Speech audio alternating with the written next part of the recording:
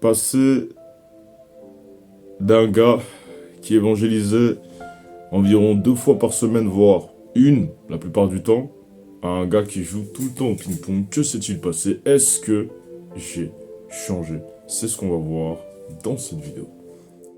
Shalom à tous, c'est Franck. Je suis de retour et aujourd'hui on se retrouve pour une nouvelle vidéo YouTube. Vidéo YouTube qui va être... que j'ai beaucoup hésité à faire, mais bon, je savais pas les bons mots, comment m'y prendre, mais bon, on va sortir ça comme ça et puis ça passera et puis voilà, ça passera comme ça passera. Alors du coup, forcément, la question qu'on doit se poser, c'est est-ce que j'ai changé parce qu'il n'y a plus d'évangélisation mégaphone, les vidéos TikTok ont été vachement réduites, les vidéos YouTube sur cette chaîne également, n'en parlons pas. Mais j'aimerais justement parler à cœur ouvert, parce que je sais pas réellement à qui on parlait. Donc je me dis, bah, peut-être en parler sur YouTube, ça va certainement, et je pense que ça va vraiment me faire beaucoup de bien. Donc je vais en parler, tout simplement.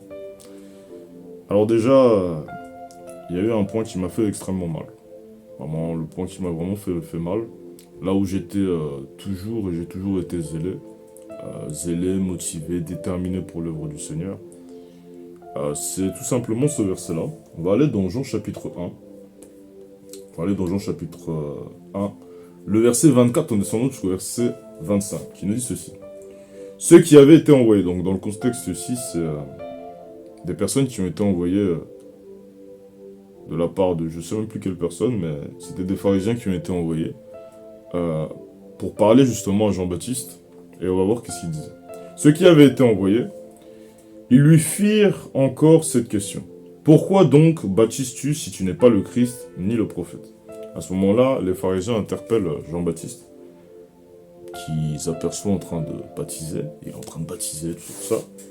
Et il leur dit, ouais, pourquoi donc baptises-tu si tu n'es pas le Christ, ni Élie, ni le prophète? Donc en quel honneur, quel mandat as-tu pour pouvoir baptiser?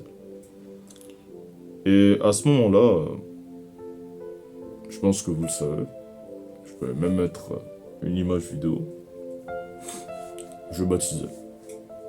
Je baptisais. Et c'était une conviction que j'avais, que j'étais mandaté. Et je vais vous expliquer également pourquoi. On va aller également dans Matthieu chapitre 28, le verset 19.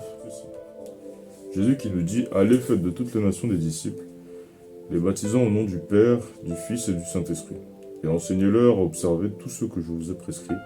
Et voici, je suis avec vous tous les jours jusqu'à la fin du monde. » À ce moment-là, moi, j'ai toujours été de ceux qui enseignaient pendant, ça va faire quoi, peut-être 2 ans, 2 ans et demi par là. J'ai toujours été de ceux qui enseignaient. Et sachant que j'enseignais tout ce que le Seigneur avait prescrit, à mes yeux, il était inconcevable de ne pas baptiser si je n'enseignais pas les disciples, les frères en Christ, à suivre tout ce que le Seigneur a prescrit. Et le problème, il n'est pas là. Parce que je baptisais, mais le problème n'est pas là. Même si ça fait partie du problème, mais le problème n'est pas là. C'est surtout le baptême que j'ai reçu. Moi, pour ma part, j'ai reçu un baptême de la part d'un frère qui n'est pas sur base de l'écriture.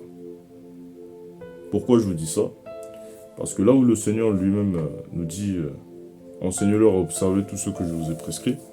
Donc en fait, on voit que la personne qui baptise doit enseigner tout ce que le Seigneur a prescrit. La personne qui baptise ne doit pas enseigner, par exemple, que je sais pas, que la femme peut enseigner. Sachant que c'est déconseillé dans 1 Corinthiens chapitre 14, le verset 33. Il ne peut pas, comment dire, enseigner que le salut peut se perdre. Sachant que conformément à Psaume chapitre 43, le verset 5, c'est l'Éternel, c'est Dieu lui-même qui est le salut. Donc, pour vous dire ça, le souci c'est que la personne qui m'a baptisé m'a confessé justement le rapport sexuel dans le jardin d'Éden. Et à ce moment-là, que dire? Moi, j'ai suivi, je me suis fait baptiser en ne prenant pas attention à ça. Et le souci, c'est quoi? C'est que, étant donné que lui-même n'avait pas le mandat, parce qu'il il n'enseignait pas déjà, premièrement, à suivre tout ce que le Seigneur avait prescrit, si lui n'avait pas le mandat, il m'a baptisé, comment moi je pourrais avoir le mandat? C'est pas possible. Parce que les deux vont de pair. L'enseignement va de pair avec le baptême.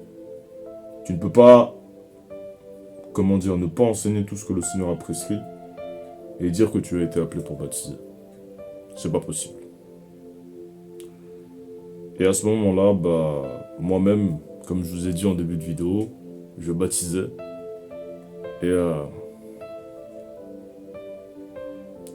c'est là où la réalité m'a frappé en pleine face. Ça a été très difficile pour moi d'accepter que là où je croyais, là où j'ai cette impression-là d'avoir le mandat, avec tous les sacrifices que j'ai faits, toutes les évangélisations qui ont été faites, j'ai vu l'écriture qui m'a frappé de plein fouet par l'intermédiaire d'un de mes petits frères à moi, par appel téléphonique, qui m'a vraiment beaucoup parlé de ça. Et vous savez, il y a des moments où on veut se réconforter en disant que non, ça peut aller, etc., etc. Mais quand l'écriture est là, ça sert à rien de faire semblant. Voilà, ça sert à rien de faire semblant. Il faut reconnaître que, voilà, il y a eu, on a eu tort en fait. Voilà, on a eu tort de faire tout ça. Et voilà, j'en ai beaucoup souffert. Et ça a été ça a été la principale raison de ma disparition. Comme je vous ai montré sur la miniature, je suis passé d'un gars très zélé, qui avait ce désir-là d'évangéliser comme pas possible, à toujours quelqu'un qui évangélise, mais plus au mégaphone. Parce qu'il y avait ce blocage-là. J'estime qu'aujourd'hui, il a disparu, par la grâce du Seigneur, mais il y avait ce blocage-là de se dire que j'ai pas été mandaté. Donc forcément, tout était à remettre en question. Tout était à remettre en question pour pouvoir revenir, parce que tu vas aller au mégaphone, mais tu te dis, est-ce que tu es mandaté par exemple pour pouvoir prêcher? Est-ce que tu es mandaté? Bref, l'ennemi a fait son boulot en ce qui concerne les pensées. Et je suis passé un peu dans tous les états, de la joie au sourire, des larmes de joie, des larmes de tristesse, si je puis dire ainsi. Donc du coup, c'est pour ça qu'il y a eu cette absence-là, c'est ce blocage-là, c'est ce poids qui me pesait au cœur. Donc aujourd'hui, je suis là pour vous parler justement, afin que je puisse derrière passer à autre chose. C'est le plus important pour moi. Et maintenant, on peut se poser la question en retour. Vous savez, moi-même, je m'étais posé la même question. Je m'étais posé la même question. Et j'ai compris qu'au fait, le Seigneur lui-même m'avait fait comprendre en prière, parce que du coup, j'ai beaucoup prié suite à ça. Le Seigneur a fait grâce. J'ai connu un grand frère qui a pu me baptiser conformément à l'écriture, qui est assis dans la doctrine depuis un bon moment, parce que je le suivais déjà, je le savais déjà, donc c'est lui qui m'a baptisé. Et j'aimerais, avant même d'évoquer mon retour, m'excuser également auprès de tous ceux que j'ai baptisés, j'ai cru baptiser. Je m'en excuse. Voilà, je ne savais pas. Comme le Seigneur lui-même déclare dans l'Écriture, Osée chapitre 4, le verset 6, « Mon peuple meurt, mon peuple faute, mon peuple se trompe, faute de connaissance, manque de connaissance, le peuple se trompe. » Mais le Seigneur a fait grâce, j'ai pu revenir sur l'Écriture, donc j'en suis très content. C'est peut-être quelque chose que, voilà, je ne prenais pas assez conscience, mais il y a une fierté quelque part d'être sorti de tout ça. Maintenant, un retour, je reviens sur ça. Pourquoi pas? Pourquoi pas, mais j'ai envie de dire ça ne dépend pas de moi. Moi, j'ai une envie Parce que j'ai toujours l'inspiration du Seigneur pour pouvoir enseigner sur divers thèmes. C'est quelque chose qui m'a toujours plu, qui m'a toujours passionné, que j'ai toujours aimé. Et aujourd'hui, de la même façon que on doit charger un téléphone pour pouvoir ensuite après utiliser les batteries, de la même façon, j'ai besoin de me recharger afin que le Seigneur puisse pouvoir utiliser mes batteries. Vous savez, il y a eu beaucoup de choses qui sont passées. Cette vidéo risque d'être longue, mais il y a beaucoup de choses qui sont passées. Quand je suis arrivé, j'évangélisais plus. Il y avait cette tristesse-là de la prise de conscience, en fait. Qui est normale d'ailleurs, parce que c'est toujours comme ça, quand tu te convertis, il y a toujours cette tristesse-là. Tu te dis, ah, j'étais dans l'égarement. La tristesse selon Dieu, conformément. Bah, je vais prendre même le verset, pourquoi pas même. De Corinthiens chapitre 7, le verset 9. Je me réjouis à cette heure, non pas de ceux que vous avez été attristés. Donc c'est l'apôtre Paul lui-même qui s'exprime aux Corinthiens, mais de ceux que votre tristesse vous a porté à la repentance. Car vous avez été attristés selon Dieu, afin de ne recevoir de notre part aucun dommage. La tristesse selon Dieu, la prise de conscience. Donc, c'est comme ça. J'ai été attristé. Maintenant, de la tristesse, on passe à la joie.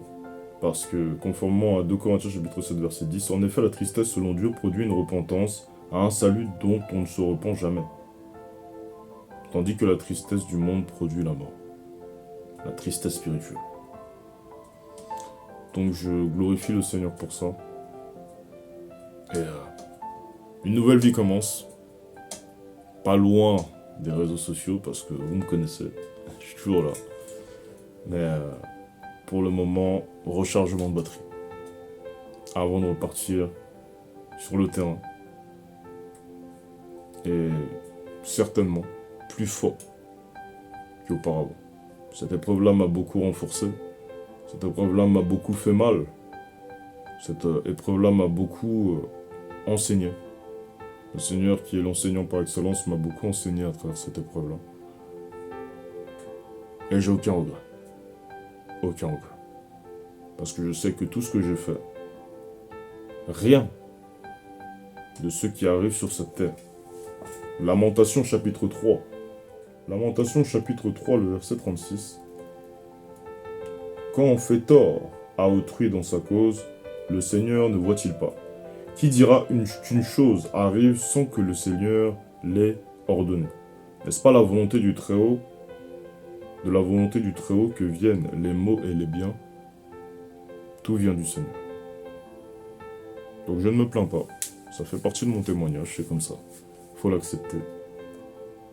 Je vous encourage tous, même si c'est vrai que j'ai pas reçu de véritable exhortation. J'ai pas... Non, j'en ai pas reçu. Voilà, faut pas mentir, j'en ai pas reçu. Mais moi, malgré que j'en ai pas reçu, je vais donner quand même, en vous exhortant. Oui, les temps sont durs. Oui, les temps sont compliqués. Mais mon frère, ma soeur, sache que tu n'es pas seul. Moi-même, si je présentais toutes mes tribulations, je pense qu'il y en aurait beaucoup qui auraient peur et se seraient suicidés. De tous les côtés. Et c'est pas prêt de s'arrêter, gloire au Seigneur.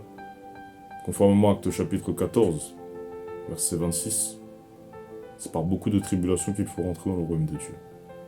Voilà pourquoi, au même titre que les disciples le faisaient à l'époque, moi je t'exhorte, mon frère, ma soeur, à continuer. Premier point.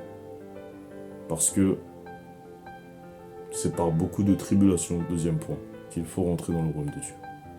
Que le Seigneur vous bénisse. On se reverra.